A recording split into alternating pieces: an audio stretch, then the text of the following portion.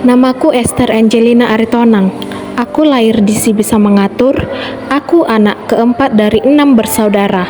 Aku putri satu-satunya dari Bapak D. Aritonang dan Ibu M. Marbun. Sejak dini atau balita, aku sering sekali bermain sama bapakku karena versi waktu bapak mamaku berbeda. Aku sering bermain bersama bapakku di jalan-jalan sama bapakku.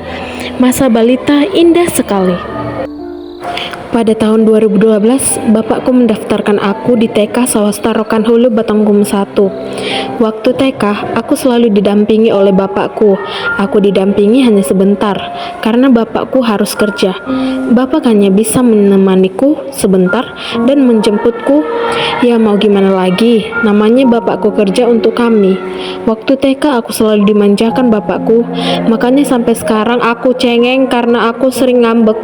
Lalu dibujuk bapakku, tapi kalau mamaku yang dampingi aku ke sekolahan, jangankan ngambek, menatapnya saja aku takut.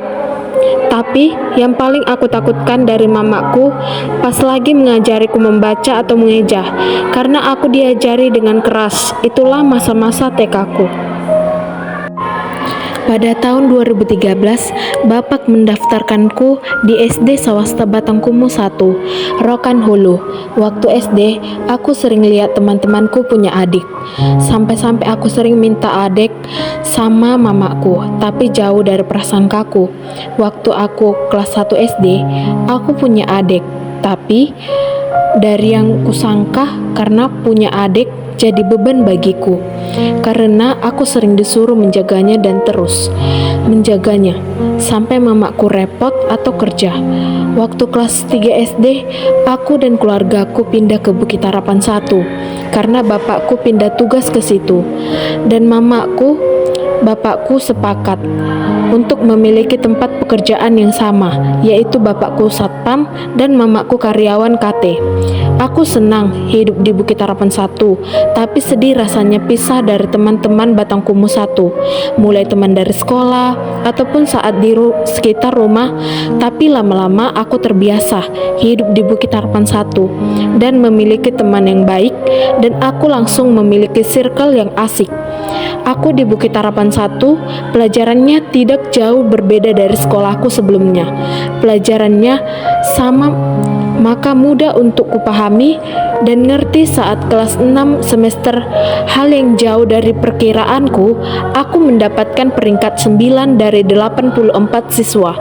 Tapi untuk aku anjlok, aku peringkat 16 dari 3 sekolah. Masa SD banyak kenangan terindah, tapi aku sedih karena satu dari circleku pindah dan kami tidak bisa bersama-sama SMP. Pada tahun 2019, aku didaftarkan mama di SMP Swasta Kita Membangun. Yah, aku di situ bingung. Guru SD ku bilang aku diusulkan sekolah di SMP berkualitas.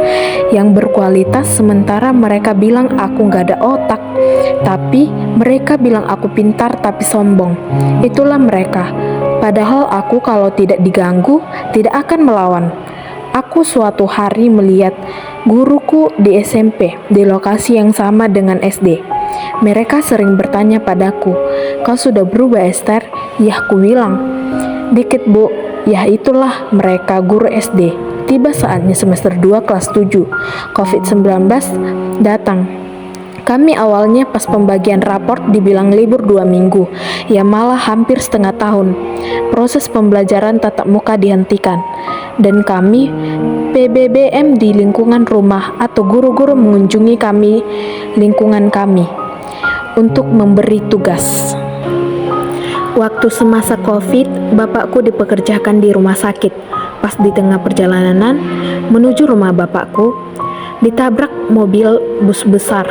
Seseorang pun membawanya ke rumah sakit dan segera memberitahu kami di rumah. Mamaku yang mendengarnya langsung pingsan. Aku dan adikku tidak ikut ke rumah sakit supaya tidak menjadi beban dan merepotkan suasana. Aku di rumah menjaga adikku karena abang-abangku ke sekolah jauh atau di kampung. Ya, meskipun makan di rumah orang tidak seenak di rumahku. Pada saat itu, aku sering menyembunyikan sedihku di depan adik-adikku. Ya, aku pengen sih melihat keadaan bapakku, tapi suasananya sangat kacau. Kurasa mamaku adalah wanita satu-satunya yang paling kuat di dunia ini. Mengapa demikian?